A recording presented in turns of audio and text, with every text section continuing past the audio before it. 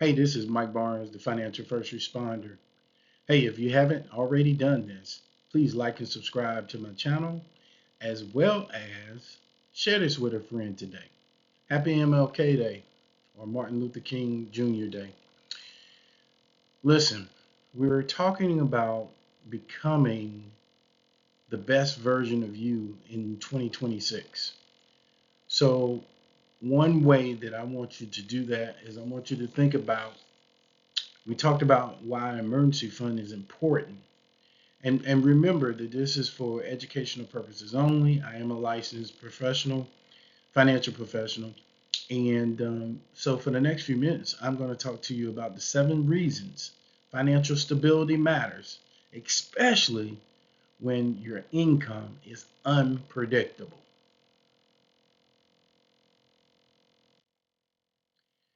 So, one of the things that we talk about in the financial arena or realm is we talk about you need to be able to protect your family from your income swings. Now, for some of you, you may be like, oh, what's an income swing? It could be as simple as overtime cuts, shift changes, in other words, going from night to day shift, and not having that differential, or seasonal or contract income changing. So I want you to think about this for a second. If you are transitioning from the military and you're used to your 2 week check on the 1st and the 15th, and it was direct deposited, if you're transitioning to a civilian job, now it may not be as steady as it was previously. If you work shift work, a lot of financial or first responders who deal with the financial first responder work shift work. And so what ends up happening is that the department, the organization will say, hey, we need to change personnel up and have people either go to days or go to nights. Sorry about that. My coffee. And so um, what happens to you as the employee is that change in that night diff to days. You may lose 10% of your salary because you switched shifts.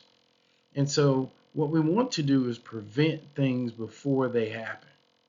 Now, you're probably saying, well, wait a minute, financial first responder, I've been doing this for years. This stuff doesn't happen to me.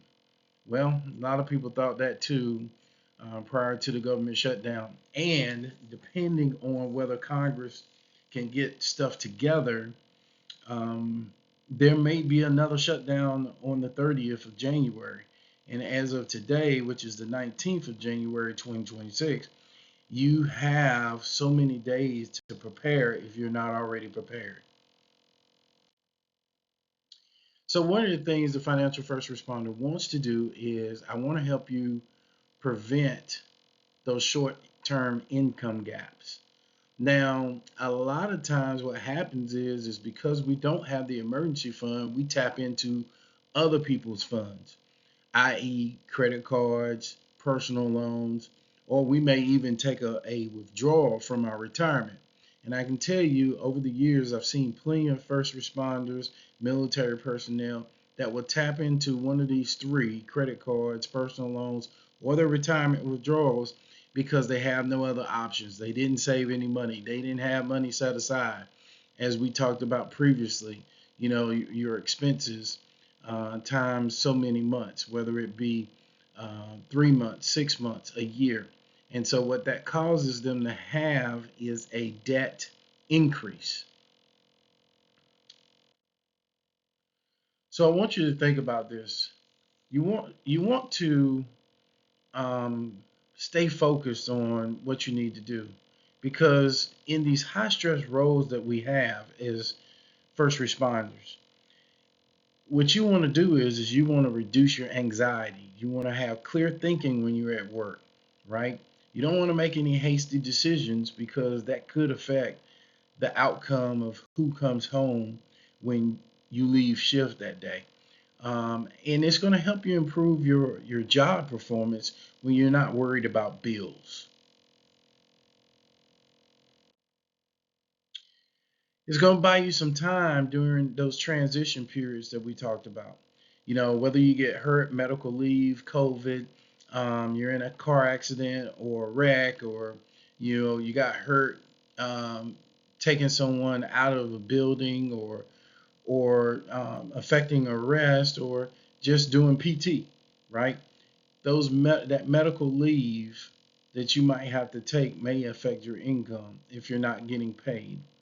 Career changes, changing from one career to the next without an emergency fund might be detrimental. And then let's say that you're a small business owner and your business pivots, meaning that um, going to market, you have to change the way you do things. And all of these things occur when we least expect it.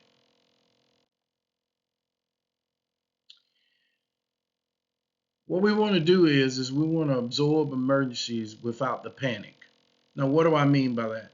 How many times have you had a flat tire or an engine blow up or a car wreck where you had to pay a deductible? What about medical bills? Things that you had a procedure done, but you didn't realize that the insurance wasn't going to cover everything, so you now got to pay out of pocket.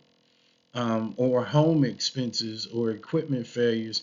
Home expenses, a water heater goes out, a dishwasher, a um, washer or dryer, or maybe, unfortunately, something breaks that you have to fix, a window or a door or something that needs to be taken care of because it's essential for it to secure your home.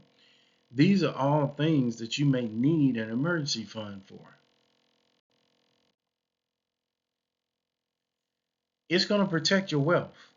Now, why do I say that? Because when you don't have to pull from your investments, i.e., your crypto or your 401k, your IRA, or your TSP, it allows your money to continue to grow. Using the rule of 72, if your money compound doubles or grows based off of the interest rate that you get, if you withdraw or remove money from that account, you're actually affecting your growth rate, your financial growth rate. And so I want you thinking about, hey, if I could just put 3 months, 6 months, or a year times my salary or my expenses, I should say, that's going to save me as far as my compound interest on my money because I won't have to take from it. It's going to give you that peace of mind. Okay. It's going to create some confidence. You're going to be in control. You're going to be prepared. And in any emergency, it's going to allow you to have that level of confidence.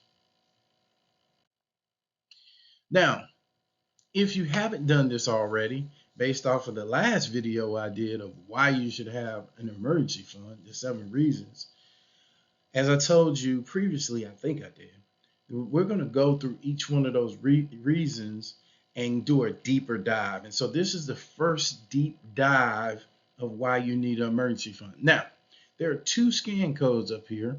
And the reason why there are 2, the first one is to my website, True North Advisory LLC. It's also spelled out here.